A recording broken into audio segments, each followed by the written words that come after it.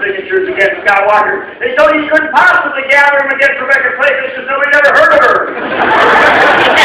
And they told you there's no way you're going to push those Republican districts. You're not going to gather 16,000 signatures to recall Scott Fitzgerald. None of that's going to happen. It's a fantasy. It's a pipe dream. They were saying it right up into January. And then that van, that great big van, pulled up down a couple blocks from the Government Accountability Board. And all the firefighters and all the cops gathered the bagpipes. And they popped open the back of that van. And a little old lady, because it's always a little old lady.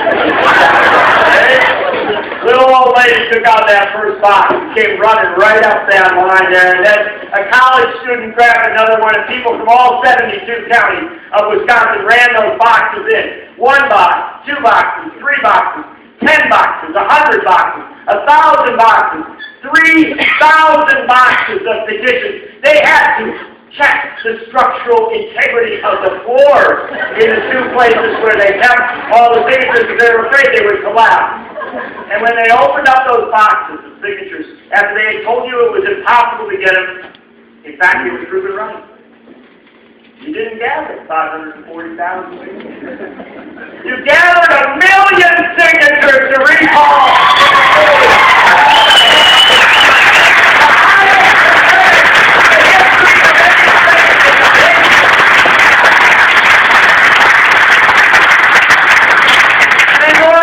Pulled up with her minivan.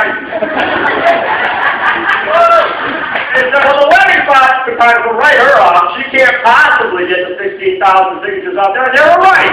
Lori Compass working off her kitchen table with a Facebook page and nothing else, gathered 21,000 signatures.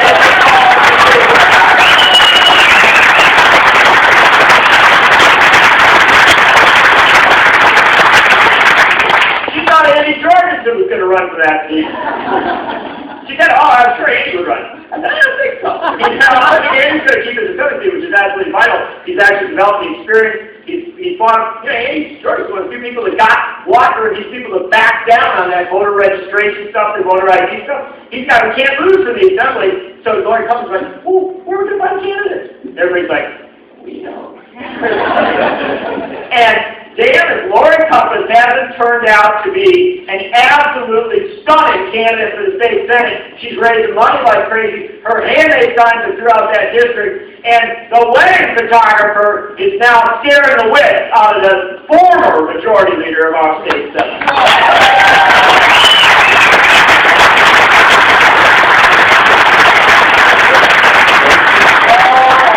I know, they said that's the high water mark.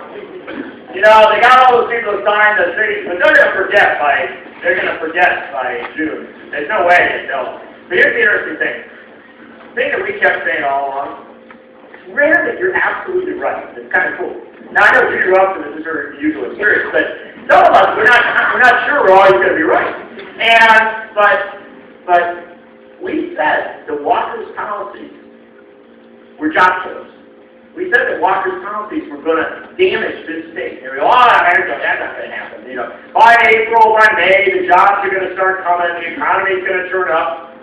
Well, the Bureau of Labor Statistics, when it came out with this report a week and a half ago, confirmed Wisconsin has the worst job losses in the country.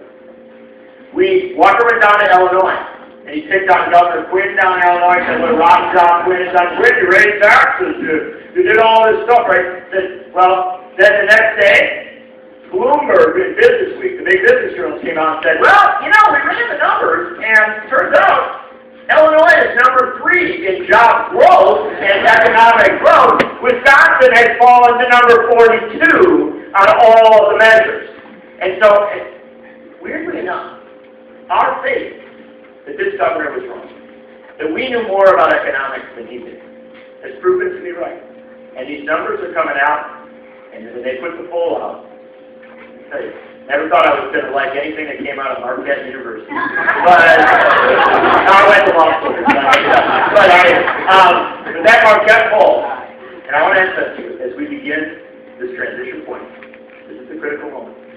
That Marquette poll showed that for the first time that this process has begun, 2 things important. Number 1, that the first time that this process has begun, Governor Walker's approval ratings have fallen below 50%. In fact, they've fallen to 47%. In January, he was at 51. In March, he was at 50.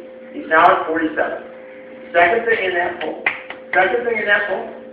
shows that the big change, our UAW friends will appreciate this, the big change was that in every previous poll, clear majority has said that they believed that Republicans were better than Democrats at creating jobs. Now, the latest poll shows that the plurality of Wisconsinites, more Wisconsinites believe that Democrats are likely to create jobs than Republicans. Big change. Here's the final thing. The final thing that's important. For the first time since that poll's been done, a Democrat, I'm not telling you who to vote for on Tuesday, because I think any Democrat's going to pull this thing off. But I think, for the first time since this poll was done, a Democrat had a lead over Scott Walker. A Democrat.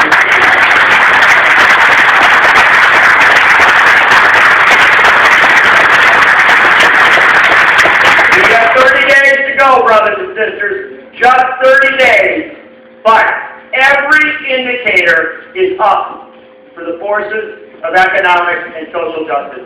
We have rarely in the history of this country been in a position where the numbers were on our side, the trajectory is on our side. Scott Walker has spent since November, $21 million, and his approval ratings are going down.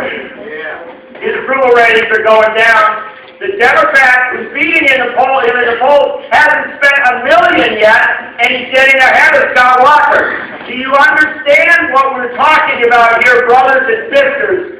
We are on the verge of a moment where we will remove a Republican governor for imposing an austerity agenda of cuts to education, public services, attacks on our unions. We are on the verge of doing that, and when we do it, a signal will go out from Janesville and from Madison and from Milwaukee and from Sheboygan across this country.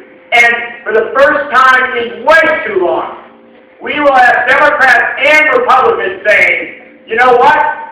Maybe it isn't a very good idea to attack workers. Maybe it isn't a very good idea to attack unions. Maybe it isn't a very good idea to attack public education and public services. Maybe it's time to hold the Wall Street banksters and the CEOs to account. Maybe it's time to say, we're going to have America that serves all of our citizens, not just the working few.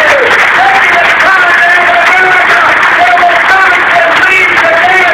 Maybe it's a time for a country where we don't just beat Scott Walker, but we start beating governors across this country. And suddenly, it's not just Democrats, but Republicans who recognize when you attack the House of Labor, you will be removed from office and replaced by someone who will stand with the workers. Solidarity.